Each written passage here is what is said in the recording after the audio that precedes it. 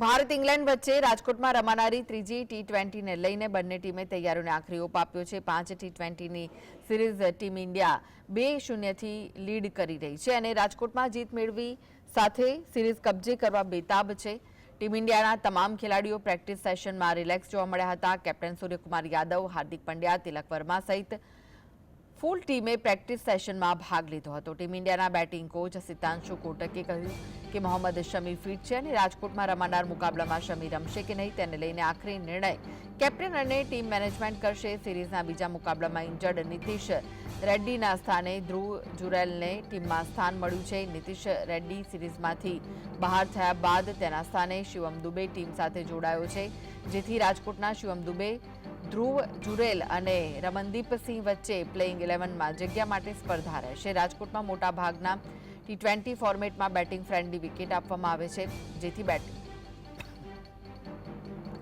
જેથી batting powerhouse ધરાવતી Bharat England વચ્ચેનો આજનો મુકાબલો હાઈ સ્કોરિંગ રહે તો નવાઈ નહીં। ઇંગ્લેન્ડ ત્રીજી ટી20 માટે ટીમમાં કોઈ ફેરફાર કર્યો નથી। મુકાબલો 7 વાગે શરૂ થશે એટલે રાજકોટમાં ડ્યુ ફેક્ટર વચ્ચે ટોસ બંને ટીમ માટે વધુ મહત્વનો બની જાય છે।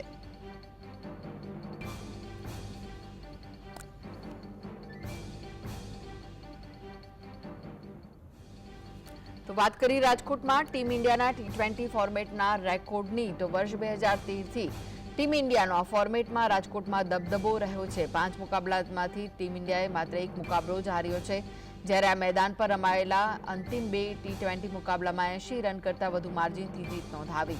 વર્ષ 2013માં યુવરાજના કમબેકવાળી સિરીઝમાં ટીમ ઇન્ડિયાએ ઓસ્ટ્રેલિયાને હરાવ્યું હતું। 2017માં ટીમ ઇન્ડિયા તમામ અપેક્ષાઓથી વિપરીત ન્યૂઝીલેન્ડ સામે 40 રનથી હારી હતી। 2019માં બાંગ્લાદેશ સામે 8 વિકેટથી આસાન જીત નોંધાવી, જે બાદ વર્ષ 2022માં દક્ષિણ આફ્રિકા સામે 82 રનથી જીત નોંધાવી। ટીમ ઇન્ડિયા રાજકોટમાં અંતિમ ટી20 મુકાબલો વર્ષ 2023માં શ્રીલંકા સામે રમ્યો, જેમાં વર્તમાન કેપ્ટન સૂર્યકુમાર યાદવની તોફાની સદીની મદદથી ટીમ ઇન્ડિયાએ શ્રીલંકાને 91 રનથી હરાવ્યું હતું।